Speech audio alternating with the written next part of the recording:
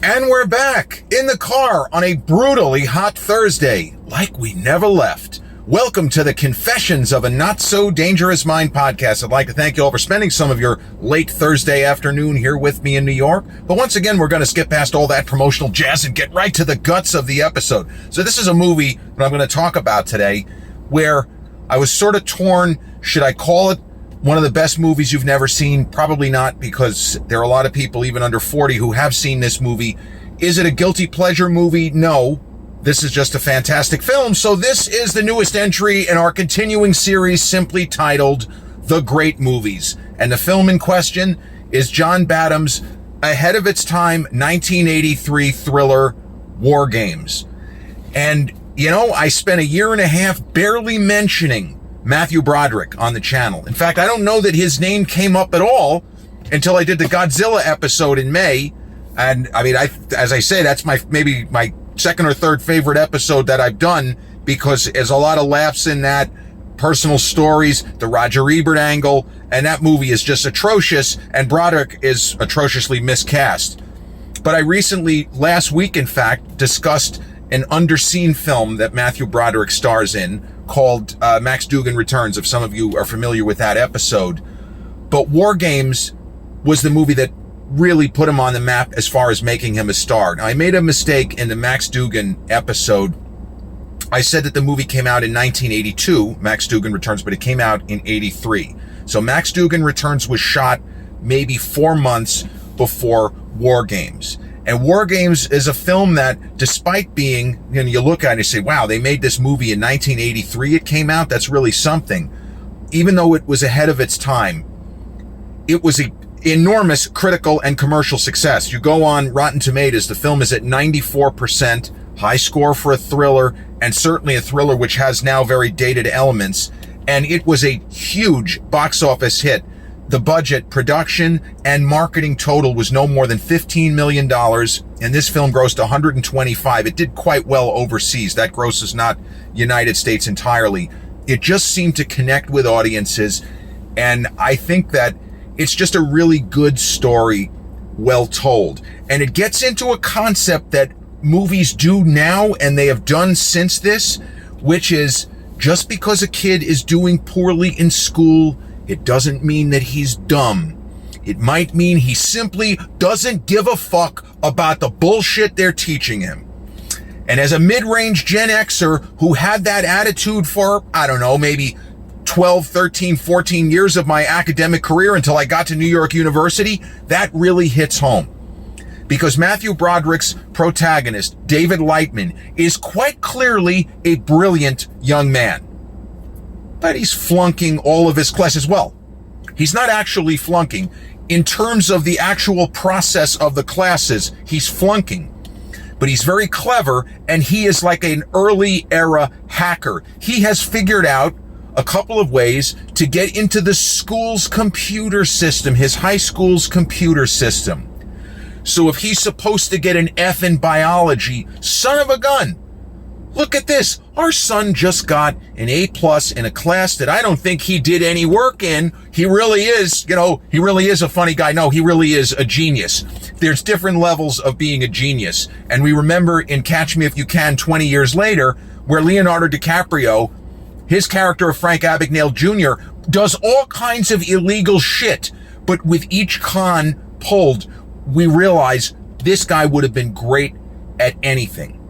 And David Lightman is probably somebody with, I don't think he's supposed to have 160 IQ, but this is a very intelligent kid. He's fast on his feet, he's clever, and he's likable. And this is one of those films where Matthew Broderick's off-kilter sense of timing and his occasionally weird line readings fit the character, because his kid at various points is scared shitless. And the hesitancy with which he sometimes speaks, it fits the character perfectly. And John Badham was very good. He had done Saturday Night Fever, which was obviously a big hit and a huge movie for John Travolta. He should have won the Best Actor Oscar. Again, I love Richard Dreyfuss, but The Goodbye Girl is just a good movie. There is nothing that Dreyfuss does in The Goodbye Girl for winning his Oscar that he doesn't do better in Jaws, in The Apprenticeship of Duddy Kravitz, in American Graffiti, in Mr. Holland's Opus, for fuck's sake. I love Richard Dreyfuss.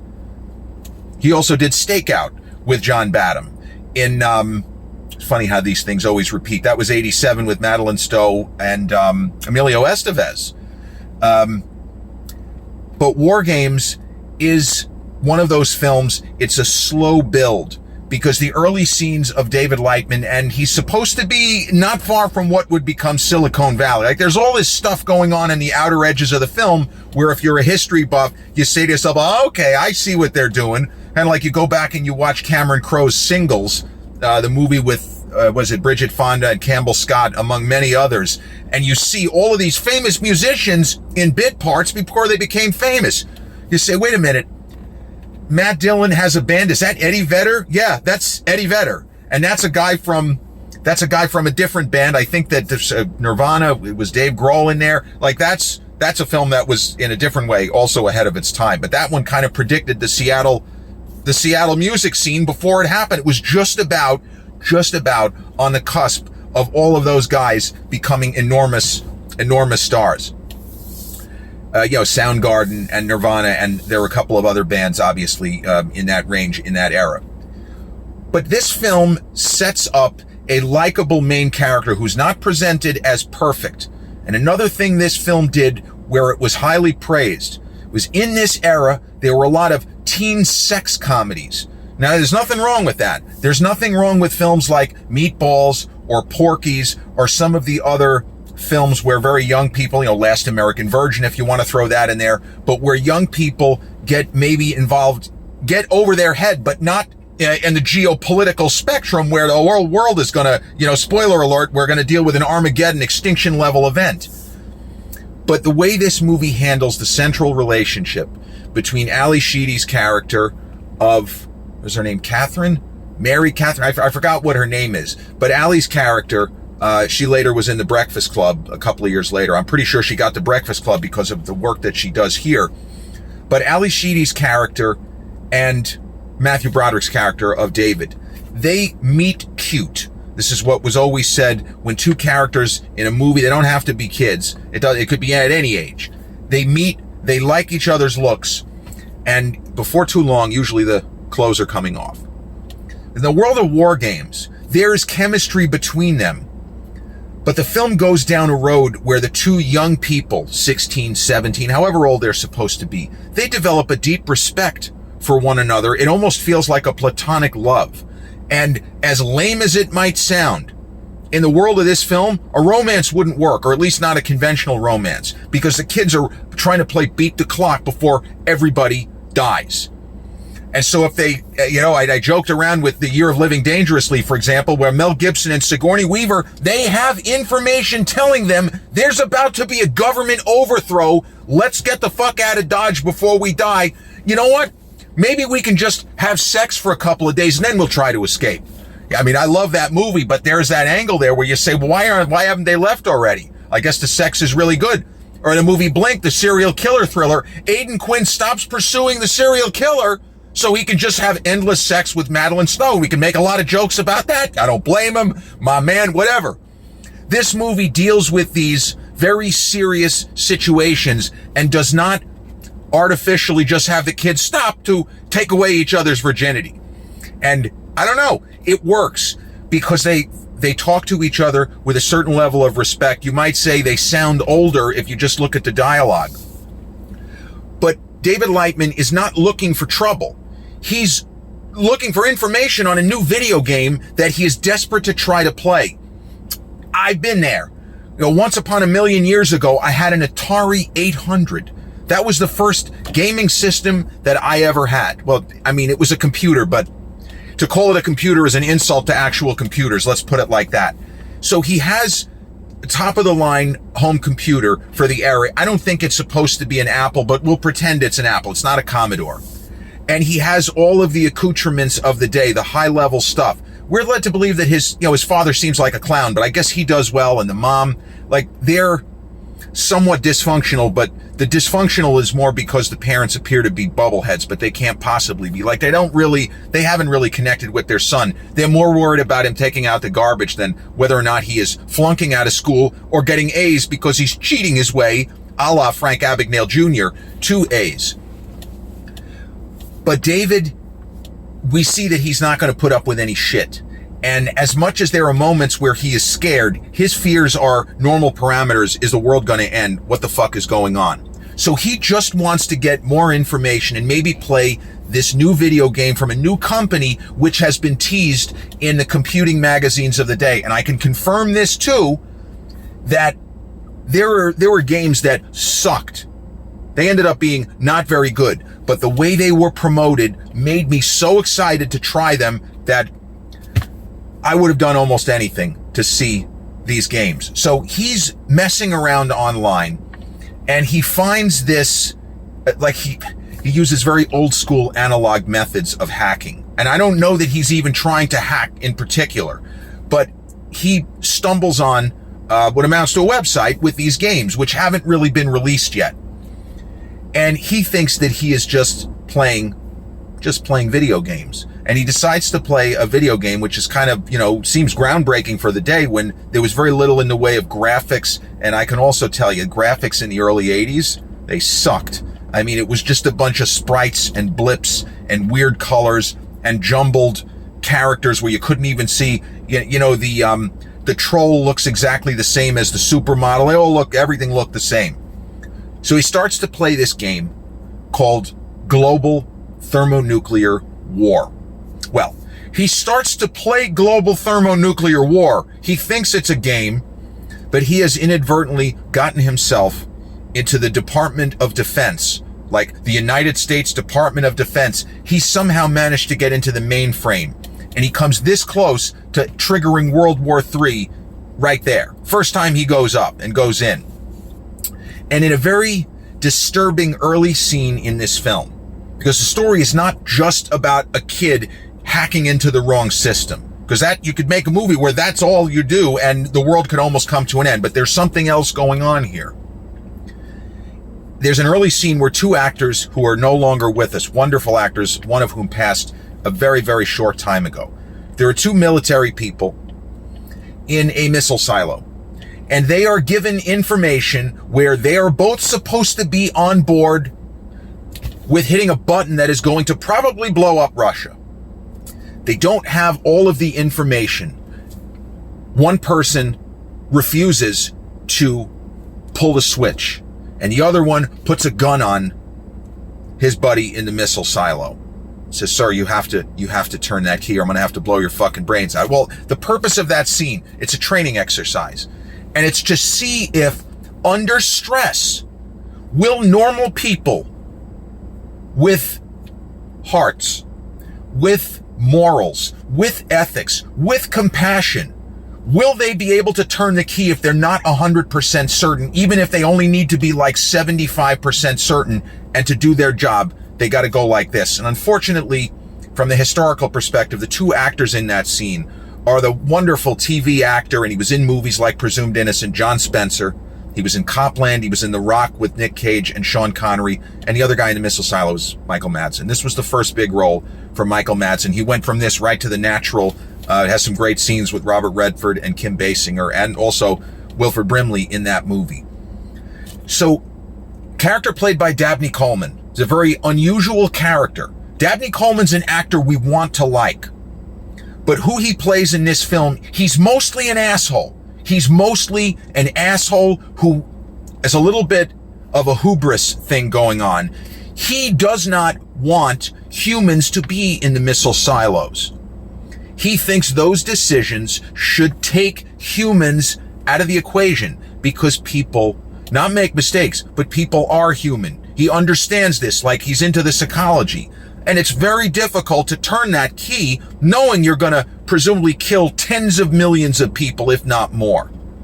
He's not making any judgments. We need to get humans out of this. If we decide as a country, if the president, the Joint Chiefs, if they decide that we've got to drop a fucking nuke, we can't have a person refusing to go like this, because what if they're sending the missiles at us? And all of this is in the movie. This is not me conjecturing. This is all in the film. And you have legitimate arguments and debates between high-level people in the United States government. The great actor who's still around, Barry Corbin, plays, I think, a 4-star general in the film. He does not want to take people out of the equation. Fuck your stupid system, bro. I understand what you're doing, but I don't agree with this. And I'm going to go down kicking and screaming. We have to have men in those silos. We can't rely on computers. And you start calculating AI and Terminator 2 8 years later, where when we put computers in charge, what happened? The computers tried to fuck us all out of our lives. What happens in the Matrix? Same shit. AI is coming to get you, right? Like Stallone, it's AI is coming to get you. This movie doesn't go that far down, but when we think of other films where we gave computers too much control, doesn't end up turning out so good for humanity. So when David Lightman got into the system, the computer known as the Whopper, War Operations Planning something or other, I think it is, Whopper. And of course the joke is it sounds like the Burger King Whopper. The first time I saw the movie, I'm giggling away because they call this death machine, they call it the Whopper. So the Whopper almost starts World War III just because this kid hacks into the wrong system. Now, we can say with certainty, you better keep humans in the loop, because there's no reason that if somebody hacks into a system that World War III, there should even be an idea that it could start. But things begin to spiral. And the government needs to figure out who hacked into our system and why. Well, they gradually close in on poor high school student, well, not really poor, David Lightman. They take him into custody, and then the movie goes from there. It turns out that the person who created the concepts for the program in the first place, for what became Whopper, is a brilliant designer named Martin Falcon, or Falcon, if you will. And Falcon is played by a really strong British actor named John Wood, who a dozen or so years later plays Sabrina's father in the just okay remake of Sabrina with Harrison Ford and Greg Kinnear instead of William Holden and Humphrey Bogart. Now, maybe audiences of today, if they compare those two films, they're not like, well, this is really weird casting. But when that movie came out, there were people wondering, how the fuck could Harrison Ford be playing a role that was originally Humphrey Bogart's? Well, who else? I mean, give me another guy. You got another guy in the mid-90s that could have done that? It certainly wasn't going to be Pacino. He was busy screaming and yelling in heat at that particular juncture. But the character of Falcon he's a bit of a tragic figure. And when we learn of him, apparently he has passed away, and he had a son named Joshua, and he named the computer program that was responsible for all of this AI shit that the government is now trying to figure out how much of this should we use. We should use it all. I don't know that we should use any. And then you have this.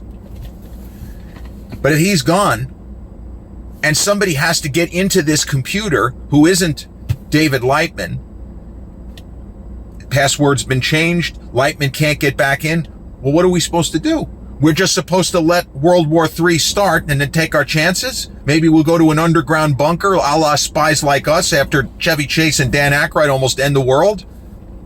It's all really, really depressing stuff. But the movie maintains a lightness of touch and a lightness of spirit because the two young actors are so solid. And you have a movie with seemingly a huge budget. It wasn't a huge budget, as I said, but you have a lot of potential ELE, extinction level events getting ready to take place. You know, the United States is at DEFCON 4 and then DEFCON 3, and we're getting ready to go to DEFCON 1. DEFCON 1 basically means global thermonuclear war. The scenes with Matthew Broderick and Ali Sheedy are so good. It almost feels miraculous. Like, how did they know to cast them? How did John Badham, how was he so certain that these were the two actors to put into these roles? I don't know. But they figured it out. And without going too heavy into spoilers, David Lightman is arrested. And as dumb as it seems now, back when this movie was made, the idea of an intelligent young American maybe being recruited by the Russians, because you watch the film and say, why would they even waste their time on something as dumb as this? Well, you look at a movie like The Falcon and the Snowman a couple of years later. Yeah, that's something that did happen. Russians were trying to recruit young Americans to do their dirty work, and we've seen issues, guys like Jonathan Pollard, American citizens giving secrets to Israel and vice versa, and all of this real bad skullduggery. So as absurd as it seems that, for example, Dabney Coleman's McKittrick, he thinks that David Lightman's actually a spy. We know he is. He's a fucking kid. He just was poking around in the wrong system trying to play a video game. Yeah, I don't really buy that. Tell me, kid, you work for the CIA? Hey, go fuck yourself. I don't want to answer any more of your questions, asshole. So there's that. Then we start to get the idea that maybe Falcon is not dead. And the film becomes a really intense, suspenseful, and sad race against time as the two kids try to locate Stephen Falcon. I'm sorry, not Martin Falcon. Stephen Falcon, that's the John Wood character, but we could just use his last name, Falcon. They try to find him, knowing that this is a man who, if he's still alive, he lost his son tragically. And maybe he doesn't really think humanity deserves to go any further. He wasn't deliberately trying to end us. But if we're stupid enough to send missiles over there and they're dumb enough to send missiles over here, maybe humanity needs a full reset. Maybe we all need the double middle fingered salute. And the scenes between Falcon and the kids, especially Ali Sheedy's performance in a pivotal moment when the three of them meet, it's really wonderful stuff, really great stuff. And I didn't see this film in theaters. It's strange that I saw Max Dugan Returns in theaters, but I didn't see WarGames. So the first time I saw WarGames was when it premiered on HBO, sometime probably in the fall of 1984, give or take. And I loved it. And my dad, who, as many of you know, was a huge movie fan, this was a film that he could always rewatch. Dad wasn't a techie. He's the sort of person that you would think that he would have been, even as a silent generation. Dad was born in 42 before, he wasn't a boomer. Neither of my parents are boomers, for whatever that's worth. But Dad, despite not being a techie, despite not being somebody who ever got deep with computers or technology, he was somebody who was very clever and intelligent, and you could teach him how to use technology. But he wasn't a gearhead. He wasn't a techie. Like, he wasn't the sort of guy who, when DVD came out, he was the first guy to ever get one. He didn't give a shit. He was okay not being first. The only time my dad was way ahead of everybody else, he signed up for HBO. He was the first person that he knew of to sign up for HBO and Cinemax and get cable TV. When that was pitched, when he read about it, he thought it was bullshit. He didn't think that it was real. And he signed up because he said, this is going to be a crock of shit, but I'm signing up anyway. He said, there's no way they're going to be able to show movies without any cuts, any commercials. These guys are full of shit. They're a bunch of scammers. My dad loved to call people scammers, even when he was a young man, he would have been 32 at this time. This has got to be a scam. He did it because he was sure it was a scam, but it ended up being way better than he envisioned. Being able to sit at home in 1975 and watch movies like Chinatown and The Exorcist, uncut, uninterrupted. Wow. But Dad loved WarGames. This was a movie he probably saw 5, 6, 7 times start to finish. He was fascinated by the idea of taking humans out of the equation. It's not something that he my dad served in the military, but he didn't see active combat. But calculating these things, he just saw it as mind-blowing that this was even a discussion that was being had. The fact that it's even a conversation that we're going to pull humans from the equation. We're just going to have, well, he wouldn't have said AI. We're just going to basically have drones not making decisions, but we're going to have drones in a position where the people making the decisions are going to hit a button and then automatically Armageddon, automatically blow shit up real good. But in real life, not in the world of a movie. So right now, WarGames is free on, let me see if I remember this, MGM Plus, AMC Plus, and an app called Philo, like Philo Dough. I just get such a kick out of the fact there's an app called Crunchyroll and there's an app called Philo, but it's free on those if you happen to get them. As I say, I think Philo is a free app, so there's probably going to be commercials, and you can rent it for a couple of bucks on Amazon Prime. But this is another of those movies, and I use this phrase frequently, but it's true. I'm not just making it up for effect. WarGames is a film. I don't know a single person who has seen it who does not really like it. Like, this is not a movie that people will be like, well, it's a 6 or 7 out of 10. It's worth seeing, but it's not that good. You go on YouTube and you check out what some of the movie reactors seeing it for the first time. Every one of them, 8 out of 10, 9 out of 10. What an incredible thriller. I wasn't expecting it to be as tense and suspenseful as it is. The entire last, I would say, 45 minutes of this film is almost unbearably tense because we really don't know which direction the story is going in. It's so beautifully acted, and it is a little jarring to see Dabney Coleman play a character who appears to be a heel. And, you know, the movie ultimately is probably saying that maybe well-intentioned, but his character, this is not the time for it. Maybe there is no time to just have computers be the last, you know, the kind of last line of defense, or in this case, the last line of offense. It's got to be a person in there. We can't just take humans completely out of the war equation. We just can't do it. And this movie argues that, but you can draw your own conclusion. Because obviously in the last 42 years, we have seen computers and technology and drone strikes. There are a lot of different things that the world can do where humans are out of the equation. WarGames, directed by John Badham and starring Matthew Broderick, Ali Sheedy, Barry Corbin, John Wood, and Dabney Coleman. The newest entry in our continuing series of the great movies. This has been episode 582 of the Confessions of a Not So Dangerous Mind podcast. I'd like to thank you all so much for spending some of your Thursday afternoon here with me in New York. If you check out this episode on the YouTube channel, haven't done so already, please click like, subscribe, comment, share, turn on those notifications. Or if you catch this episode on the audio platforms such as Podbean, Spotify, iTunes, or the others in which we're hosted, same general rule applies. Click like, subscribe, share, and turn on those notifications. I'll be back with a new episode real soon. Till then, peace.